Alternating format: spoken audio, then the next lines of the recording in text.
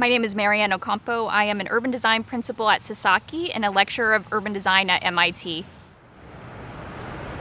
The major debate that lots of institutions are having right now is whether or not they're going to return to campus or they're going to be online.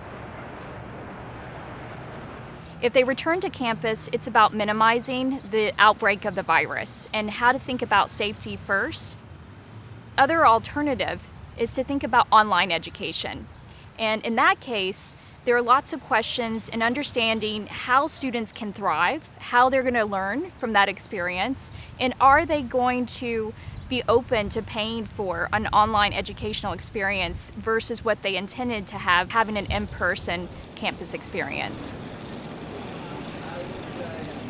The biggest thing that institutions are trying to reconcile is how to continue on during a pandemic. They're dealing with the realities of public safety and health and the way that they're trying to find financial stability.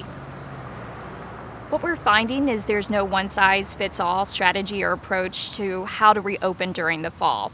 And Boston's a great example of that. We're finding through online tracking of what universities and colleges are doing that about 1/3 are planning to open in the fall. Another third are waiting to decide until they have more information and understanding their resources and capabilities and what students want.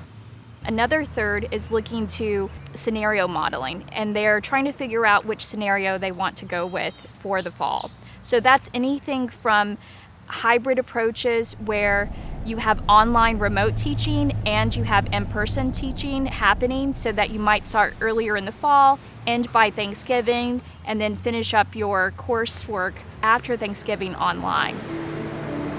I think institutions are going to welcome students on campus and have to talk through a different type of orientation where your first lesson learned will be that your actions are going to impact the collective. It's going to impact other people. So how you behave, how you live on campus, how you study, how you socialize, all of those elements are going to be something that should be considered while being on the campus and part of your responsibility as an adult.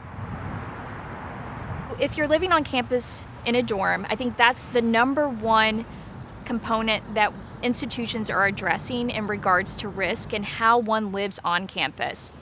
All the residential halls are probably going to be reconfigured in such a way that you're prioritizing singles, you're de-densifying your dorms so that there's less people there that may have more individual spaces for each person having a bedroom. Each cohort that may be living on one floor and one side of the building in one wing would become a family unit, and they would actually have class together, they may eat together, they would live together.